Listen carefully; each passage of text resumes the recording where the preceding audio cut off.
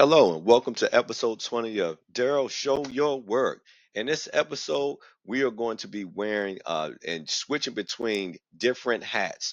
We're first going to start off as red team, and we're going to be compromising a router again, this time through the TFTP protocol, but with a twist. We're going to be then throwing on our blue hat to then, in an attempt to harden our attack our attack surface, and we're going to implement a hash algorithm in order to protect some passwords that we're going to enable inside of the router.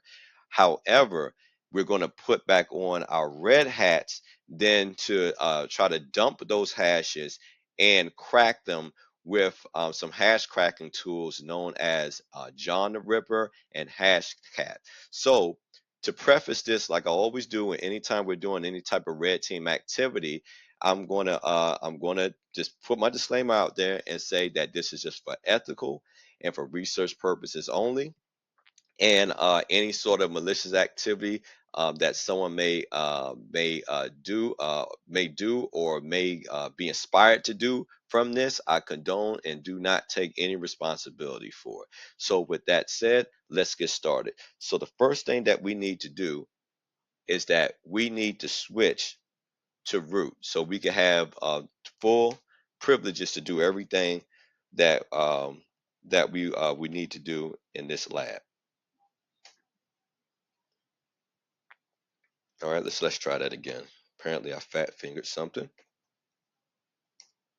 All right, there we go. So we are in a root. So similar to last time when we compromised the router on the local network, we're going to do an arp-scan. And again, an arp-scan is when we scan not only just for the IP addresses, but also for the MAC address of the devices that live there. All right. All right, so we got our not only our IP addresses, but the MAC addresses for the devices that are at those IP addresses. All right. So the next thing we're going to do is we're going to choose one of these devices to start enumerating. And so this time let's start from device 101. All right. So we're just going to do a simple nmap scan on it.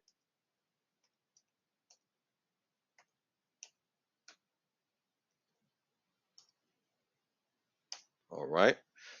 So let's give it a few seconds here to see what's going on at that particular host and to see if we can find any open ports.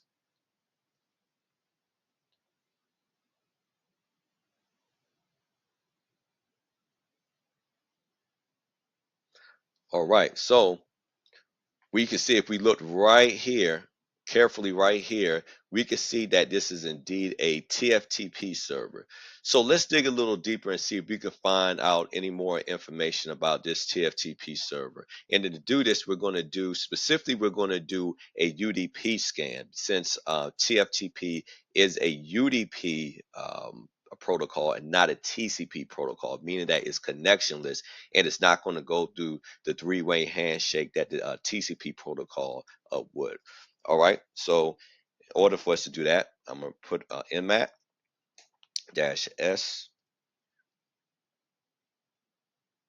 u specifying specifically a UDP scan.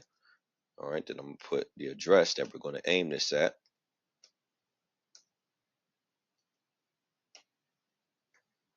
All right. All right. So we're enumerating this TFTP server to see.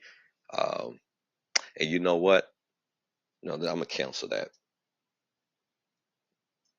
I'm gonna cancel that because what I should have done, we're going to specify that we specifically only want to see port 69 because that's where the TFTP protocol lives. All right.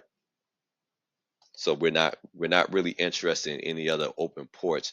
on this TFTP server other than that. So we do indeed have a an open port 69, which is again the TFTP service.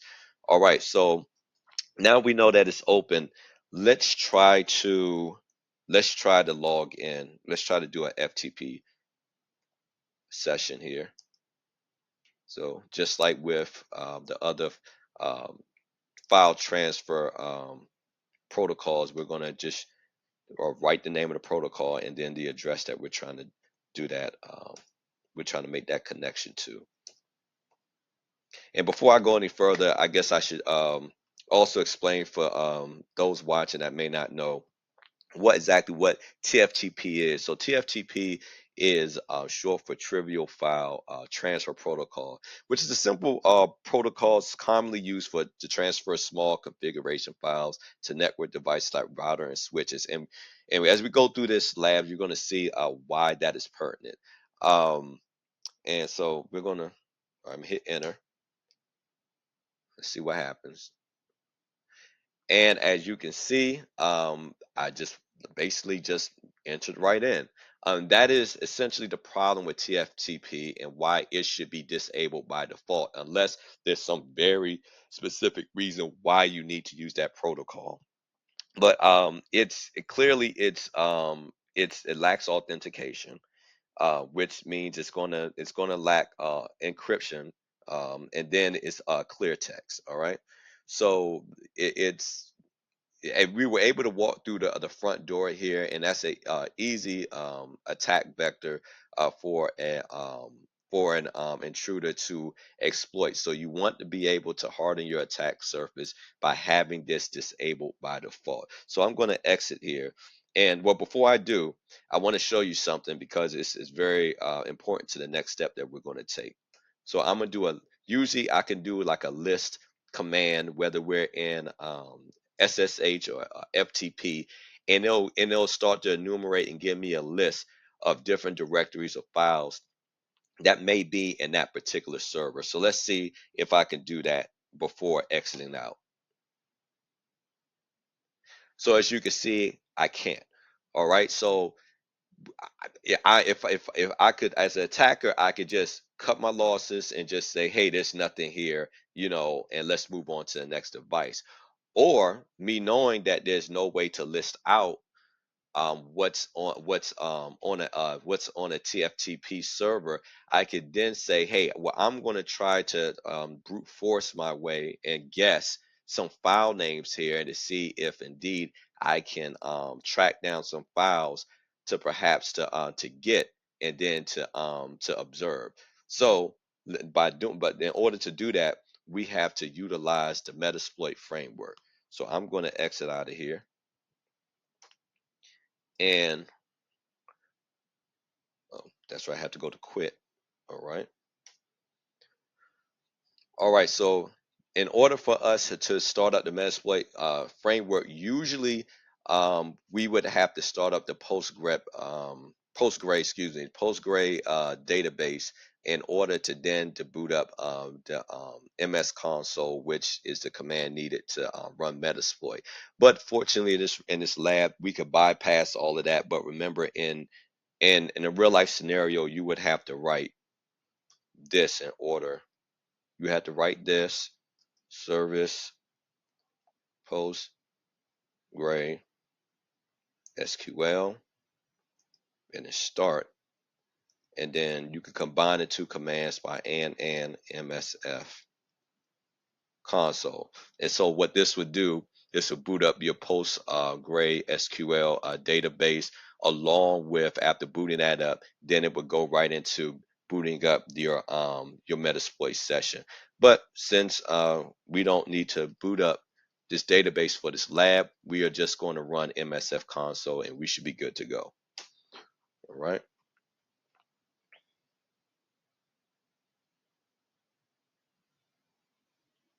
Okay, we're in. Okay, so the next thing we need to do is let's do some searching here. We're going to search we're going to use some keywords here to search for an auxiliary scanner that can scan that TFTP server to begin to try to brute force some common file names to see if we can indeed find those files to then pull from there. All right, so in order to do this, we're going to first just put TFTP, since we know that's the protocol that we're interacting with. And then since we know we want to brute force, I'm going to say brute. All right, and then I'm going to hit enter to see if there's anything that has that in its name. All right, so let's see. Oh, well, first I have to tell it to search. So TFTP brute. All right. All right, and it came back with a one auxiliary scanner. Again, this tells you this is a TFTP brute forcer. All right, so I'm going to write this out for us. So you can either write 0 or you can write out the name. So since in a prior example, since I showed us a shortcut for just for using the ID, I'm going to just write it out this time. It just shows you that that works as well, just so we have a holistic view of things.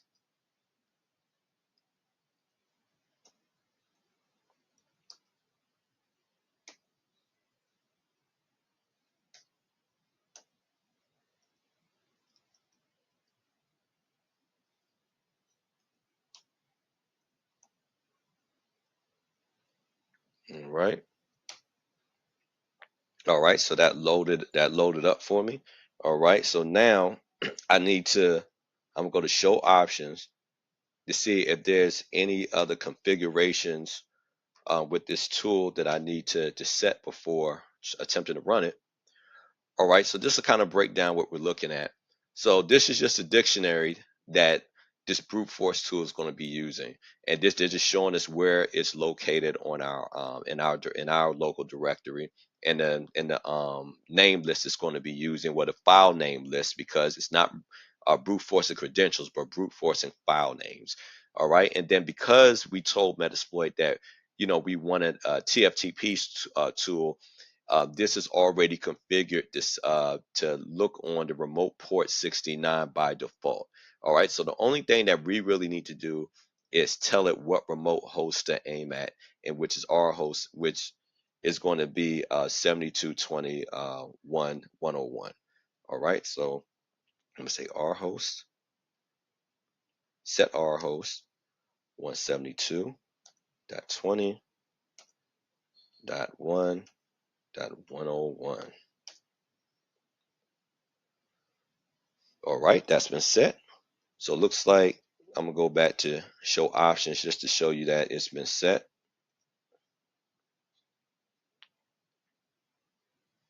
All right, as you can see, here's our remote host that we're aiming at, and I'm gonna type in run and hit enter. We should be good to go.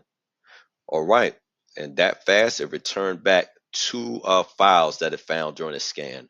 One named remote dash config, and one named test.txt. So we're going to exit out of this, and we're going to go back into the TFTP server, and we're going to download both of these from that server, and see what's going on with anything, if there's anything interesting going on with those files. So I'm going to exit. All right, so we're back in our home directory, and I'm going to do another TFTP session. TFTP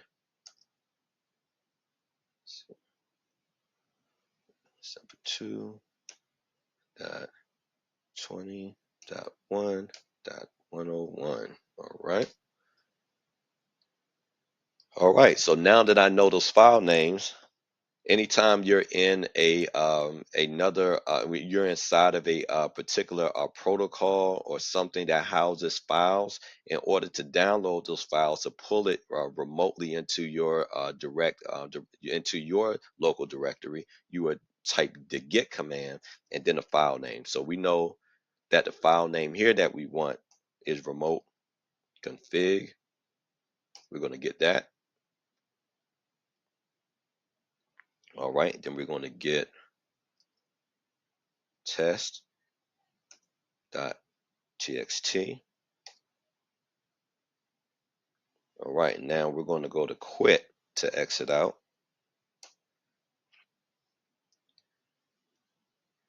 All right, so let's look at our local directory just to make sure that those are indeed in here.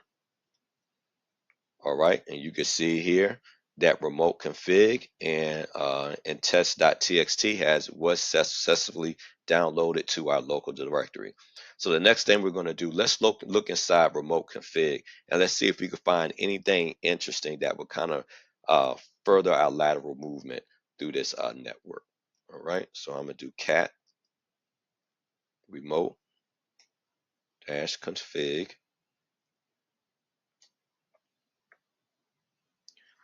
All right, so we're going to kind of scroll up here. So we see some interfaces here for a router.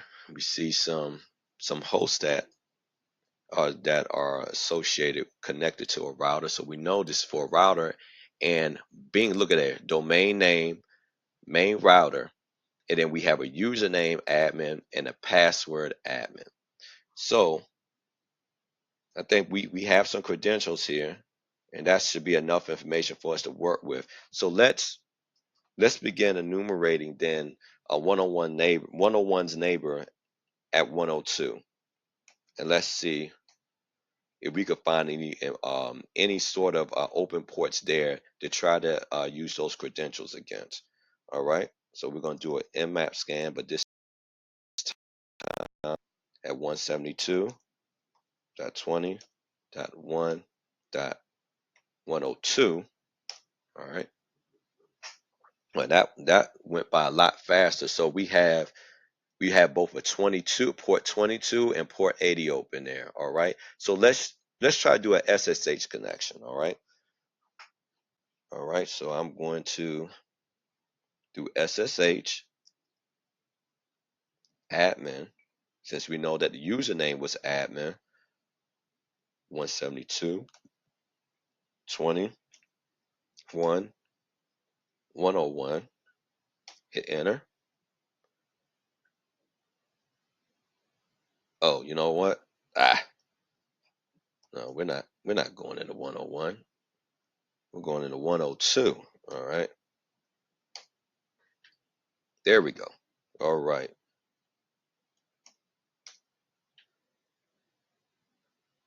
All right. Looks like, yep, we're in the router. So if you remember from the last time that we compromised a router on a local network, before we were able to really start messing with the settings or really start enumerating the configurations to see what other further information that we could learn about um, the, um, the layout of the LAN, or trying to create a network map with a footprint, the network. We had to basically go into something called privileges, which is admin privilege. Give ourselves the admin privileges, even though we're logged in as admin. We have to enable that. So to be able to do that, we just simply type enable. All right. So we can look at the next set of activities from two different points of views. So we can say we're going to put on our blue hat, and we're going to try to do some things to try to better secure this this router by setting some password hashes on here to try to further harden our attack surface. Or we could look at this from a red team point of view, and we could go in here and we could start putting in passwords where there weren't any passwords, and putting in hashes where there weren't any hashes, and as a means to lock people out of this router, and we can do whatever malicious thing we want to do with this router. So you can interpret what we're doing either one of those ways. I'm gonna go through the blue team method and say that, hey, um, I'm an administrator, or I'm some type of network administrator. I went in here, found that, hey, our door is wide open. We have weak passwords, admin, and we need to create more layers of protection, better layers of protection for our router.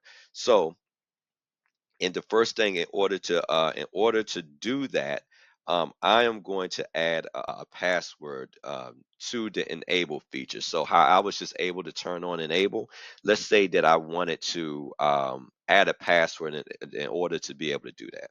All right. So I'm going to say, before I go into that, I need to go into configure mode. All right. So I'm going to say configure terminal, open up the configure terminal. All right. So I'm in configure mode. Now I'm going to say enable password. So I'm adding a password to the enable function, and then I'm going to set that password to test. So I think so. Coming from the same type of mentality that had the admin idea, as far as as far as protecting the router in the first place. I have enough good sense to know that, hey, we need to put some defense in depth in here and just don't make it easy for folks. But I still haven't figured out that we need to add some type of complexity here to our password mechanism. So all your weakest link is always the human factor. So I'm the human factor, so I'm going to continue to enable weak protocols, even though I'm using defense in depth here. I'm still going to put weak passwords in here. All right, and this is going to be to our benefit when we put our red hats back on. All right. So all right, so I set the password to test. So let's test this new password out. All right, so I'm gonna hit exit to get out of configure to get out the configuration terminal. Then I'm hit exit again to go back into being a normal user in this router. All right, now I'm going to enable privileges exec. All right, now, all right, it's asking me for a password where it didn't before. So I'm gonna put in a new password, which is test. All right, now I'm in enable. All right, so I have that set. So now, let's say I wanted to do some more enumeration. So meaning that if I'm blue team, I just want to go in and see what are the settings can I strengthen. If I'm red team, I want to see where there's some more holes, or where can I find some more credentials. Okay, to further my lateral movement in the network.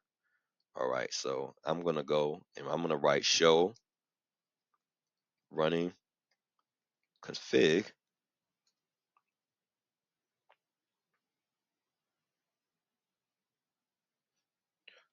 All right.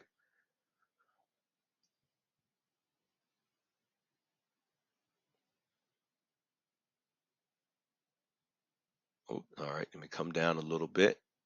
I'm going to take a look at our configuration. So we see that enable test is there. All right. All right. Look at there. We have some more credentials, some Cisco usernames, Cisco password, Cisco. All right. So let's say I wanted to add some hashes in here. Okay. So if someone can't just I wanted to add some hashes to these clear text passwords that we see here. All right, so I'm going to set up an MD5 hash value for these, but I'm also, as I'm doing this, I'm going to also change the password. All right, so I'm going to go to enable secret. All right, so enable secret, that is what's going to um, enable that MD5 hash, and it's going to assign it a random MD5 hash value. But I'm also going to change our password again to this password, but with an at symbol and a zero. All right. Oh, you know what? Before I do this, I have to get in configure mode. I can't just do that. Just as an admin, I have to actually get into the configuration terminal. All right. So now I'm going to do enable secret. Then I'm going to give it that password. All right. Again, not a very strong password, and I'm using MD5. Okay. So anybody that's in cybersecurity and that knows a little bit about hash encryption knows that MD5 is pretty much the weakest hash algorithm use, and it has known collisions. And when I say collisions, it means that um, anytime that you have a hash value, it's supposed to be unique. Well, MD5 is known to create duplicate hash values, meaning that if those hash values are then brought against each other, then it can cause what's called a collision, and then the plain text value is revealed, or what the value that is obfuscating is then revealed, and it beats the whole purpose of the algorithm, and it's pretty much easily cracked. So the best hashing algorithm to use, or one of the best hashing algorithms to use, is SHA-256, because it's not easily cracked. All right, so I'm going to hit enter. All right, so that should have generated that MD5 hash for us. All right, and I'm also, all right, also another way of doing what I just did is I could go to enable secret level 5, and it'll pretty much do the same thing that I just did here.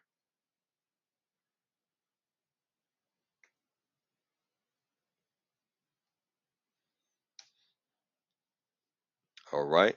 So that's just a different way to do the same thing that I just did here. All right. So I'm going to exit back out of here one time just to show running config again, and to show that those MD5 hashes have been set. So I'm going to show running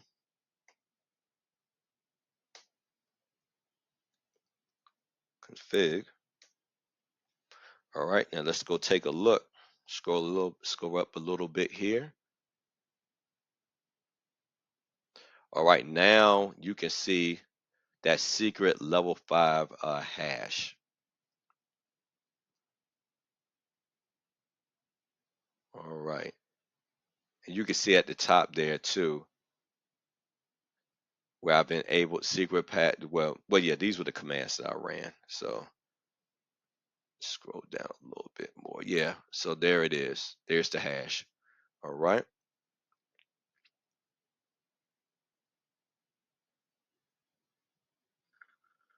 All right, and I'm going to show you too about this password I just set. Show you what I mean too. So I'm gonna exit out twice. All right, so to get back to regular user. All right, so I'm gonna go to enable again. All right, now it's asked for a password, so I'm gonna put in test. It's not working, so I'm gonna try the new password. Oh, I didn't like that either. All right, let me see.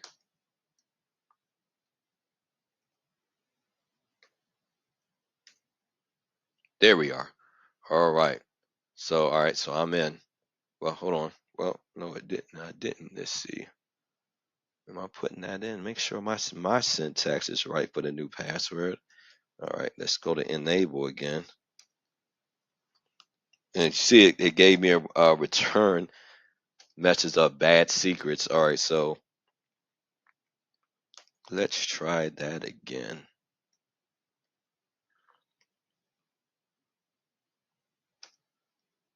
Huh. All right. Well, let's see. Let me go back. Maybe. Let me see what I actually set here. Maybe I'm misremembering my own password.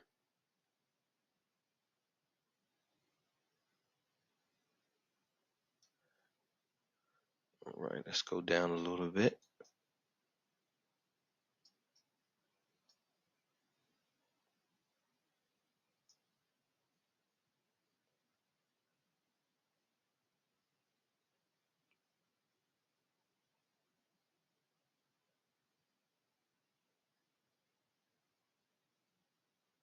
Oh, I see what I did. Okay. Ah, okay. Let's try this.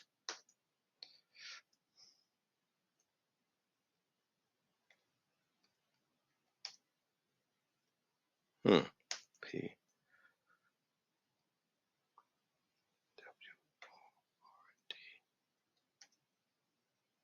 Still didn't. Yeah, I'm not sure why it's not liking the password that I previously set for it. Oh, all right, let me see. Enable. All right, let's try. We're gonna try one more time. If not, we just gonna kind of blow past that because we've already accomplished everything we want to accomplish here. All right, one more time.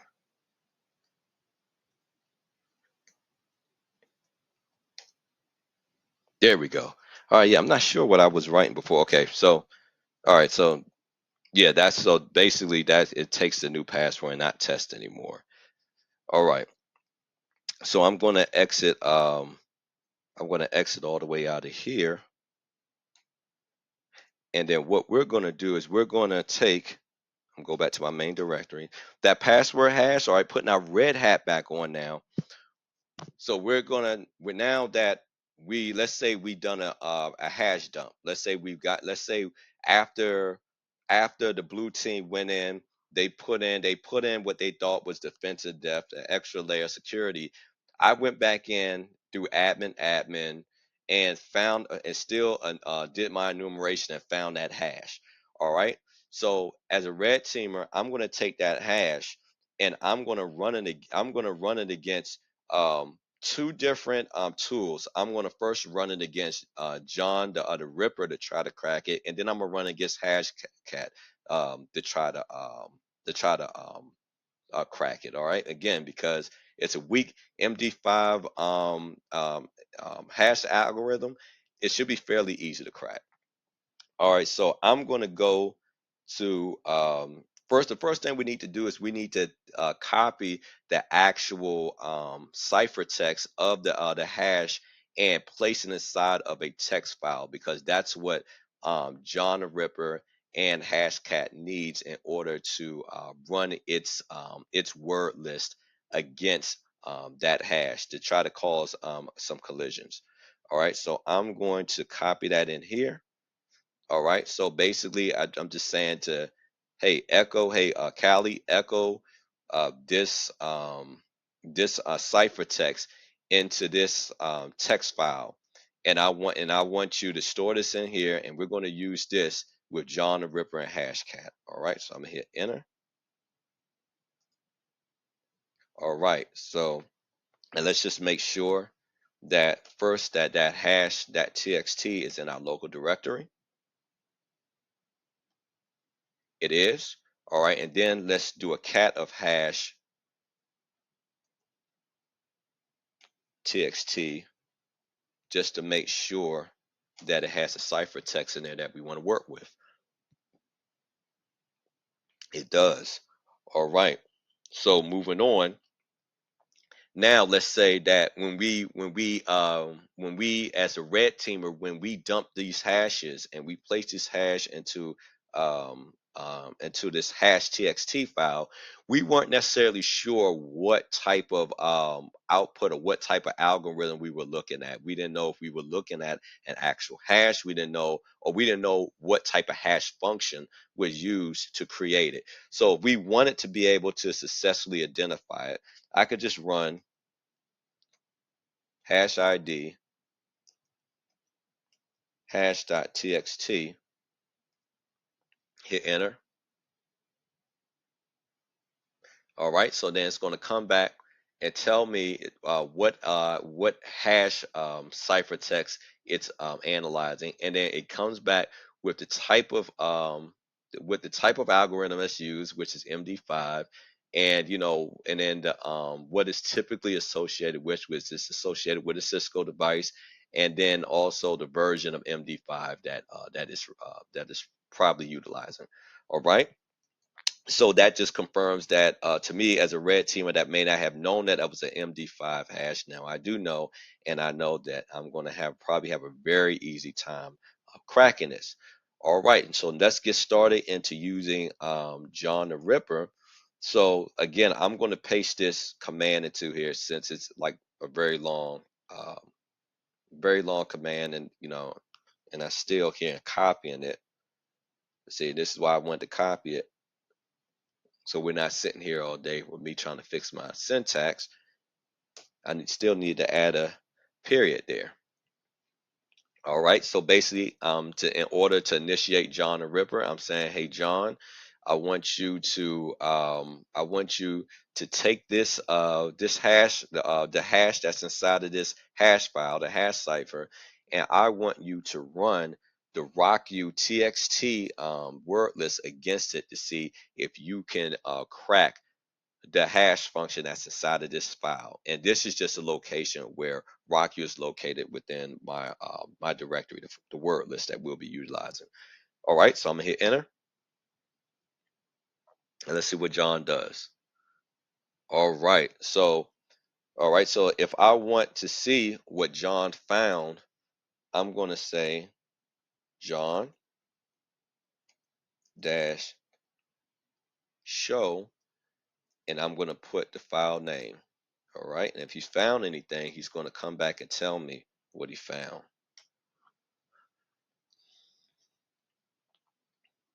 All right. And it looks like here's the password. The password is router. All right. So let's say that I wanted to confirm that, right? Or let's say that I never used John in the first place and I want to use a different tool to do the same thing. Well, let's use Hashcat, which is pretty much another hash cracking tool. All right. So I'm going to paste my Hashcat um, command here. All right, so I'm gonna tell Hashcat, hey Hashcat, again, take this text file with the hash function inside of it and run the rocku txt word list against it.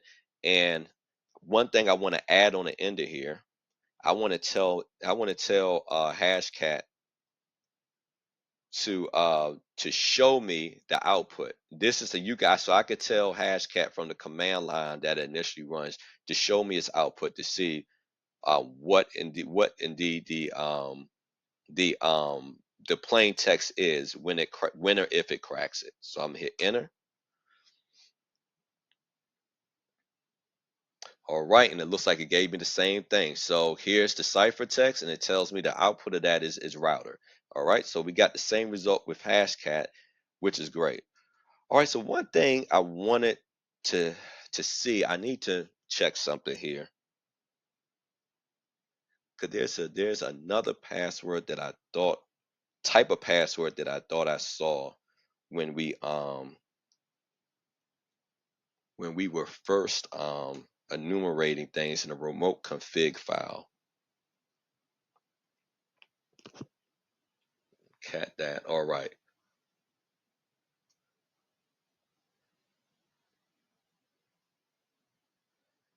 Ah, there it is. All right. Okay. So, oh, let me go back down. Ah, okay. This is something I wanted us to look at.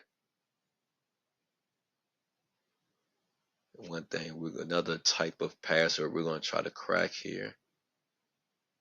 All right. So you see here, enable password 7. This is a type 7 password. And this is usually a type of encrypted password that's done specifically on Cisco devices. So I'm going to use a Python script that's located in a different directory on my machine here. And we're going to use that Python script and we're going to attempt to crack that password as well. All right, so in order for us to do that, I need to switch directories. So I'm going to do cd brute force dash brute force. All right, so let's list out to see what file we'll be working with. So we're going to be working with the syscot7 Python script. All right, so in order to start this up, I am going to put in the following command: Python. All right, I'm tell it version 3 to run the syscot7 Python script. And I want you to run this to decrypt the following file. Right. So this was, well, not the following file, excuse me, the following ciphertext. All right. Let's see if we could get anything out of that. 0703 All right. Hit enter. Oh, look at there. All right. So we were able to decrypt another password that we found in our remote in the excuse me, yeah, in the remote config file, and we decrypted this Cisco type 7 password using a Python script to give us the output of firewall. All right, so let's experiment with some type 8 hashes and some type 9 hashes, and let's see if we could crack those with a Hashcat as, you know, the final thing we kind of work on. So we're gonna go back to the root directory, because these are where these files are located. Right? Or taking this back to root, I'm gonna hit list. All right, so the two files we're going to be working with are, see, where are you? Oh, it's going to be in the hashes directory. So I need to move up. I need to move up to this hash directory. All right, so I'm going to do cd hashes. All right, and then we list that out. All right, so we're going to be using these two files. All right, so I'm gonna show you what a type 8 hash looks like. All right, and I'm a cat type 8 score hash. All right, so that's a type 8 hash. That's what a type 8 hash looks like. So let's use Hashcat to be able to do that. And to be able to, and to start doing that, again, I'm going to paste that in there because the Hashcat command is like pretty long. And we know that I have a bad habit of sometimes fat fingering stuff. All right. So everything looks good here. So let's begin to try to decrypt this. Oh, you know what? And let's do that again. This time we're going to hit show because we don't have output for it. All right, so that's what happens if you run that this command here, this Hashcat command with, you know, the target and the word list, and you don't have show. Where, you know, it doesn't show you the output. It just lets you know that, hey, it ran. All right, so let's run this again to see some output. All right, and we have the output here, which is Cisco. All right, so that was the password, as you can see. So just because your ciphertext is pretty long and complicated, it could simply be hiding a five-letter word like Cisco. And if any one of these letters were capitalized, it would completely change the ciphertext here. All right, so that's the beauty of hashing or encrypting in general. It's just that MD5 is just such a weak algorithm that it's not even worth using. That you should definitely look into using stronger algorithms. So we're going to move on to looking at a type 9. Oops. All right. Sorry about that.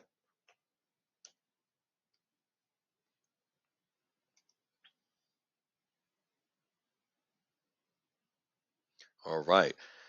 So this is what a type 9 hash looks like, ciphertext. So let's try to cause some collisions with that with Hashcat. So I'm going to paste that command in here. All right. So let's just look at our um our command line here. All right, so everything looks good. Notice that I added force here. So it's slightly different as far as some things we have to add for parameters for type 9. I want to make sure that I add here to dash dash show so we can see our output with this. And what happened to you? Let's try to run that back. I'm not sure what happened. All right. Oh, looks like I forgot the dash on my M. Okay. All right. All right.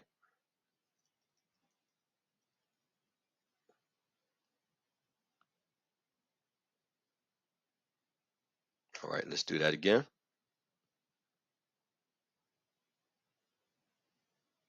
All right. And we got the same thing, Cisco.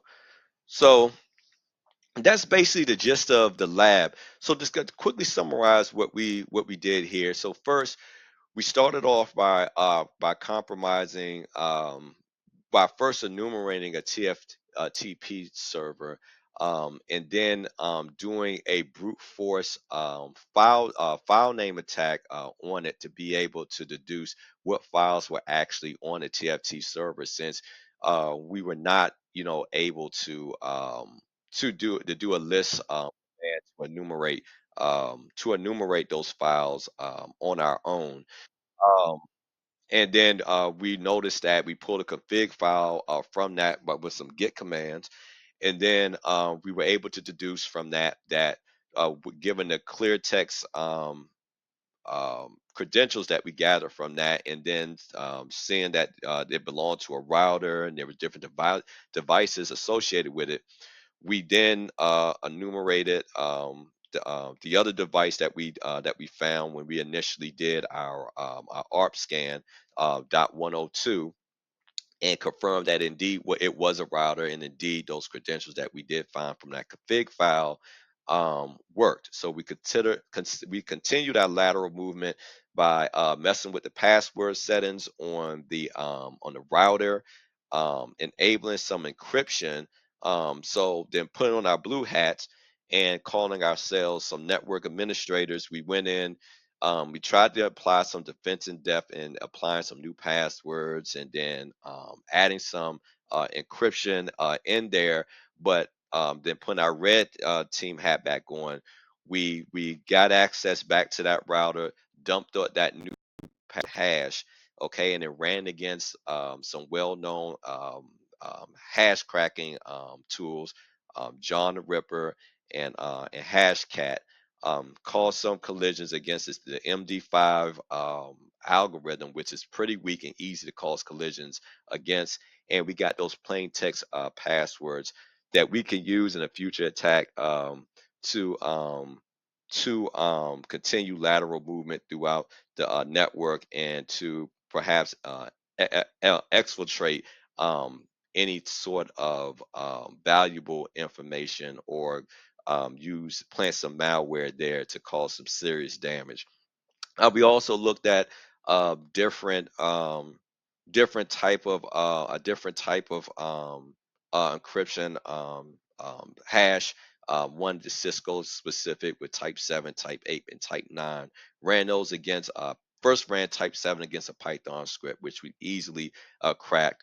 And then we ran type 8 and type 9 against Hashcat, again, which we easily cracked. So I hope you got a lot out of this video. Please like, subscribe, and share. And most importantly, show your work. And until next time, take care of yourself and God bless.